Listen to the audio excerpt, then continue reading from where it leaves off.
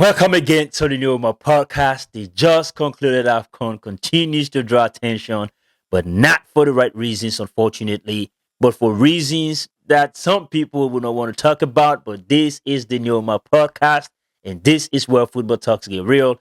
And I'm about to keep it real 100% right now. So I'm going to talk about it. So, as usual, please take a seat on the couch and join me. Let's get to it. So, today, Monday, January 19th, 2026. The Royal Moroccan Football Federation has launched an appeal or a complaint to FIFA and CAF with regards to the final, specifically where Senegal walked off the pitch. They have three valid concerns. And I said valid in my opinion because they are valid. And let me get to that. Number one is because Senegal walked off the pitch for approximately 15 minutes, they're saying it impacted the flow of the game. And the reason why I agree is this. Let's forget about the team walking off the pitch, right? We all know whenever our team is under pressure, there is a delay tactics. That is very common in football. There's a reason why you're delaying the game. There's a reason why the referee is giving you a yellow card if you delay the game, right? That is to say you're trying to gain an unfair advantage. That is a foul. But opponents are doing it so that they can reduce the tempo of the other team. That is the reason why. Okay, when you're under pressure, you want to reduce that steam. All right, you want to let them slow down a little bit and you can relax and see how you can creep back into the game. So imagine 15 minutes is a long time. So whatever flow that you have is going to be gone. All right. So I think that is the reason why that is valid. And like I said in my reaction after the game, yes, I understand the frustration, but I don't think walking off should have been an option. It should not have gone to that far. And I think that was excessive, to be very honest. Yes, I understand what led to that because a goal was disallowed that was called by Senegal. In case you know, let me just bring you up to speed with that. And, less than or about 30 seconds to 45 seconds, a penalty was reviewed and awarded to Morocco on the other end, right? And the thing with the penalty, in fact, I didn't even see it. And the referee did not see that. So when they were showing some replays, I thought, it was for a corner kick or something like that. But I think at the end of the day, Brahim protested. I don't know if that caught the attention of the officials in the VAR room, and they called the referee to take a look. And unfortunately, I think they should have called the referee to take a look as well with regards to the disallowed Senegal goal, at least. So that is the reason why I'm not gonna just let the referee just catch strays here and there because I don't think it's on him. The first one that he saw, he called a foul. All right, it was up to the officials involved to say, "Hold on, can you take a second look?" Right. The other one that was the penalty, he did not call it. He did not call it for Morocco. He didn't see it. So he didn't call what he didn't see. Right. So, but then VAR called him to take a look. So I think this referee was absolutely amazing. But not just this referee. And that is the problem with this AFCON, right? We're not even talking about all the positive things that happened. Because I tell you what, 95 to 99%, this was a great tournament. And that is the unfortunate part, in life generally. All right. We tend to focus on the 5% or the other 1% that is negative. And that is what people tend to focus on. We're not even talking about the great goals scored by Pap Gay. We're not talking about all the smaller teams as per FIFA ranking, how they showed up and showed out. Because at some point in time, we were seeing a lot of just a single goal margin.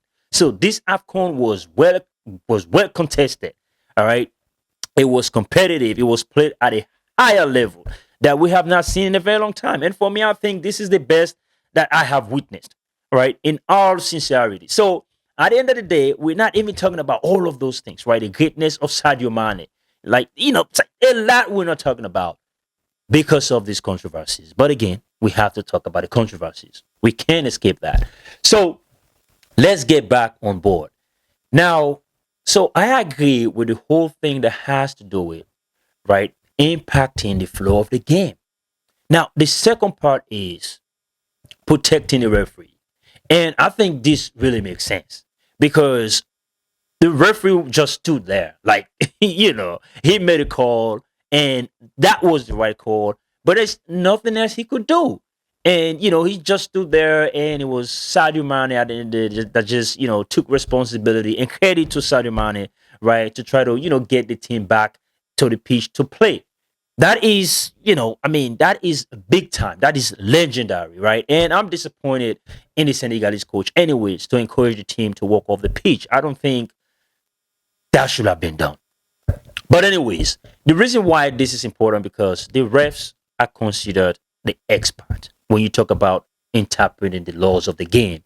So yes, they do make mistakes, and that is the reason why we have VAR. And sometimes, right, the on-field referee will made a mistake, right, and the referees in the VAR room will also go on and make mistakes. Okay, but at the end of the day, we live with the results.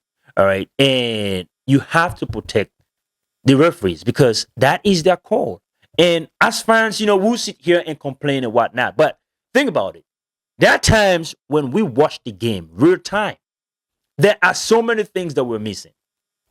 That tells you how difficult it is to really make the right call, all right, at the right time, all the time. It is just really difficult. And to me, like I said, I can't blame the on-field referee in any of this. In any of this, right? He called what he saw, and yes, there was contact. It could have gone either ways, right? So was there an obvious error there? Well, that was the question VAR needed to answer. Right now, he did not call the penalty. Right now, was there an obvious error? VAR answered that question to say, well, come and take a look. But at the end of the day, the Moroccans are saying, I'm talking about the Football Federation, right? They're saying the ref has to be protected, right? So if a call is made, how are we going to make sure that the call really stands without going through all this drama that lasted about 15 minutes? Another one they're calling for is discipline. And I agree with that as well. I mean, what Senegal did needs to be punished. I'm sorry, all right. I'm sorry, Senegal, to your fans, all right, to the nationals of Senegal, with all due respect, but this is sport. We understand the frustration, 100%. I do. I do. All right. But at the end of the day, this is at the biggest stage of football. All right. Not just the African continent, but the globe at large. And we have young boys and girls that we are watching that game. Even for professionals right now, I don't think it was just a good look. All right. And it's just a conduct that is unacceptable. So I think there has to be a fine. All right. I don't know if there could be a potential ban. I don't know. Me personally, I don't think it should go that far, but there should be some hefty fine. And I think, the football governing bodies, especially FIFA, now they have to go back and just make those laws very clear. All right. If a team is walking off the pitch, what does that mean? All right. Would Morocco have taken a penalty, just put the ball and just kick in an empty net? All right. And then blow the whistle to bring the game to an end or whatever the case might be. But I don't know, but there has to be some clearly defined rules with regards to that. But FIFA has not said anything, at least not to my knowledge, with regards to this. But CAF has called for certain videos so they can review them. We will see what comes out of this.